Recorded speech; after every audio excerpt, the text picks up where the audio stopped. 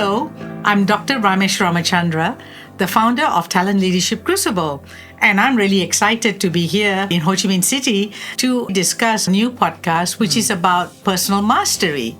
Since 2021, I've been running a podcast on Thriving in the Age of Disruption, and we've had more than 80 guests. It's a good time to diversify into this new area because personal mastery is an area which is close to our heart. It's something that we do every day in our day job. And there's also a lot of interest about it because it can be many things to many people. Hi, my name is Poorani Thanusha, and I'm the Principal Consultant with Talent Leadership Crucible. And as Dr. Ramesh said, we're really excited to be able to host this podcast, the speakers that we're going to have, and really have that make a difference and an impact. I'm Eileen Cheng. I'm the General Manager of Talent Leadership Crucible. I'm here to really support and empower the new podcast. Great. Thank you, Eileen. How long have we been working together? I had to make a conscious decision. I left my job to join a business. When you joined us, you didn't know that we were siblings. When somebody told me that you guys were siblings, You cannot because tell you the difference. I don't think you look alike. And you have very different personalities. She thought we were soul sisters. Something like that. How long did it take you to really realize that we were sisters? I can't remember, but a few months in. We have been both working since 1991. We've been in When I was Australia. doing my master's. So that's when we started kind of really working and doing stuff together. And then formally started work together in 1995. How many Almost years? 30 years already. Oh, yes. And then you joined us in 2004. 2004. So that's that's 20 years, almost 21 years. Yeah. And we're all the soul sisters. So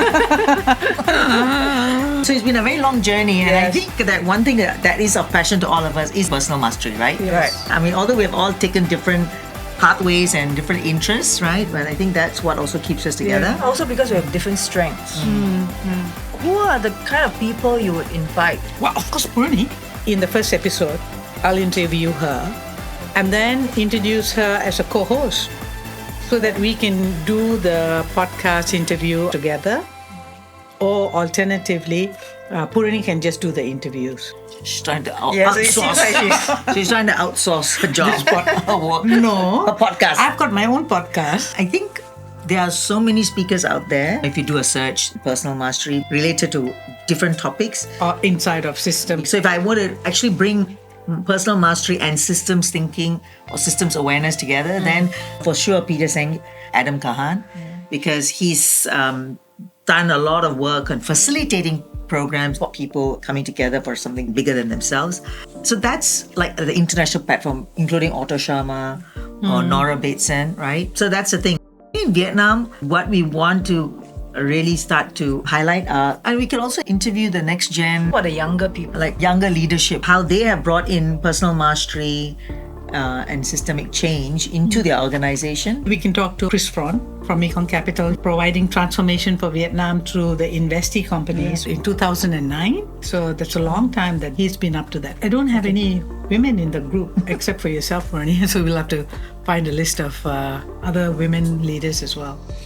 But I think you should look at young people like who are causing ripples and making change and So will they be from being role models for other young people, So- doing something unique. It's funny, right? We are in the age group that we can't call ourselves young, although we are young at heart. Everybody is young at heart. Our 82-year-old mother is young at heart. But the point is, we now have to relate to younger people. Yeah, for sure. They can be passionate about it. Yeah, it also re-energizes, so to speak, because we see that there's things going to go on beyond our lifetime.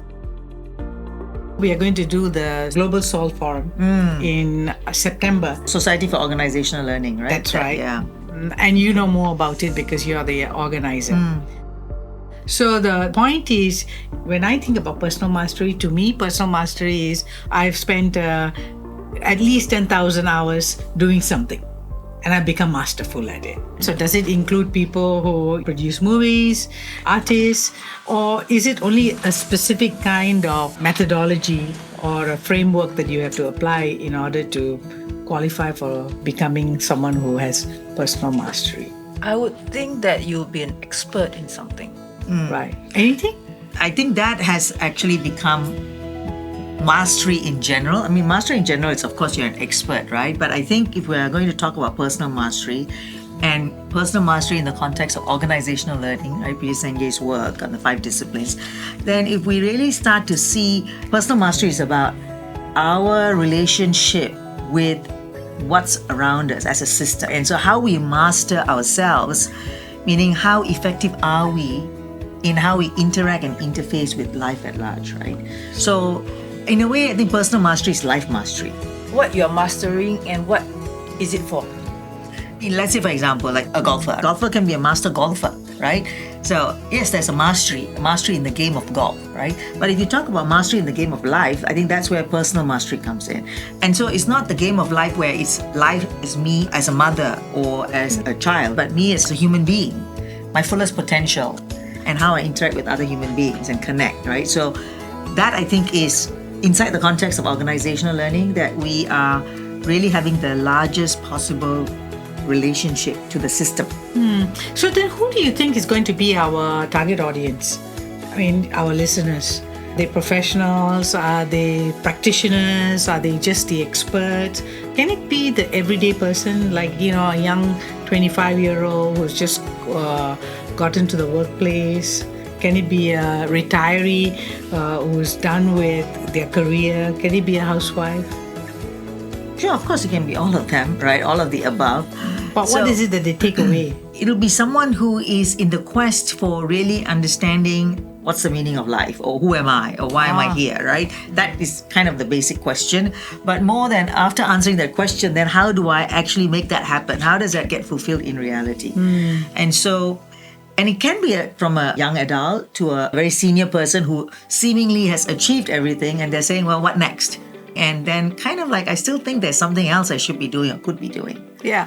I think Who Am I is a very powerful conversation for all ages.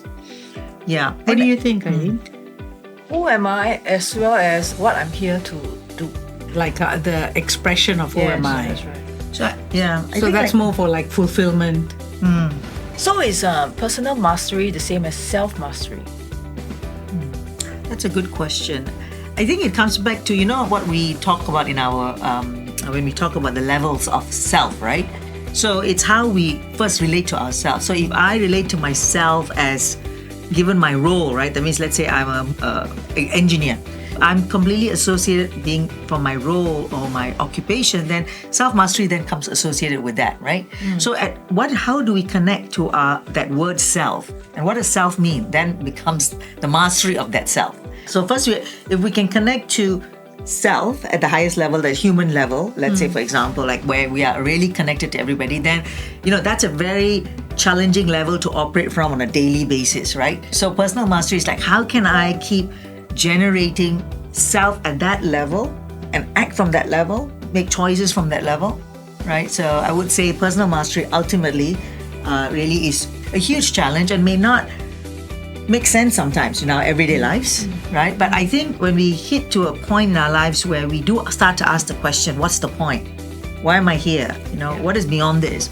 I think that's when it ties back to really that self and the higher self and the mastery of that self. Or living that self.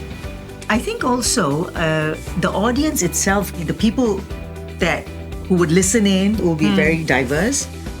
We want to be able to, like you said, create perhaps unique situations or questions, right? Which may talk to or speak to certain issues that people typically face, like whether it's relationships, or whether it's how do I reconcile my profit-making business with sustainability focus. So these are pretty much what might be very current areas of concern.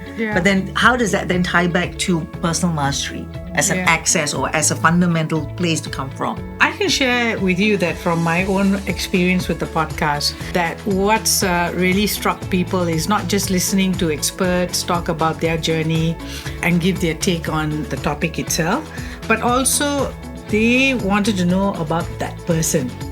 the personal side of that person. And I ask it in the sense of spirituality, living a simple life. I also have these quick fun questions. And maybe that's something that we can still keep as part of the theme of content Talent Leadership Crucible producing, so that there is standardization, similarity. We can introduce some element of fun because we are very serious. Can you imagine like someone who is like a world-class guru, thought leader, and he or she is sharing about their own personal struggle or what makes them tick or what's the thing that is difficult for them? Who's their support structure, right? So it sounds like personal mastery is not so much a destination as a journey. For sure, yeah. Yes. It's lifelong. And I think anyone who's a master in any topic, whether it's a golfer or a tennis pro or a meditator, they're always learning. So actually it's a lifelong learner. Someone who's committed to personal mastery is a lifelong learner. It's just, what is this thing called personal mastery? And I guess that's the point. I think this is what the podcast is really about, decoding, taking a peek behind what is this thing that personal mastery. We hear this word, we know about it, maybe we're even attracted to it, but what is it really? Right? And I think we will come up with pretty diverse understandings. But I think if we just get to the essence of it, we might see there's some core pieces that may be great takeaways, right, for people. Oh, it's interesting because governments and companies talk about, and even educational institutes talk about lifelong learning. It's a mantra, right? You've got to do it. But connecting it to maybe the value of our own personal lives is really the key. And learning happens in many situations. Action, learning in listening, right? Learning in speaking. So that's the other aspect of it as well. And I think like in today's world, right, everyone knows it's so disruptive, right? Like that's what your other podcast talks about, right? Disruption. And so it's increasingly clear to people that this is the future. This is how we are living life, right? Like this whole series of disruption, whether we call it innovation, whether we call it change, but it's very disruptive. It's unprecedented in disruption. So personal mastery is like, how do we effect change in such uncertainty, right? Or how do we feel that we are making a difference when tomorrow we wake up and it's something completely like not what we thought our life was going to be, right? So how can we cause that change and not give up on the change that we're committed to causing? Actually, we are living in a time where we see that literally, right?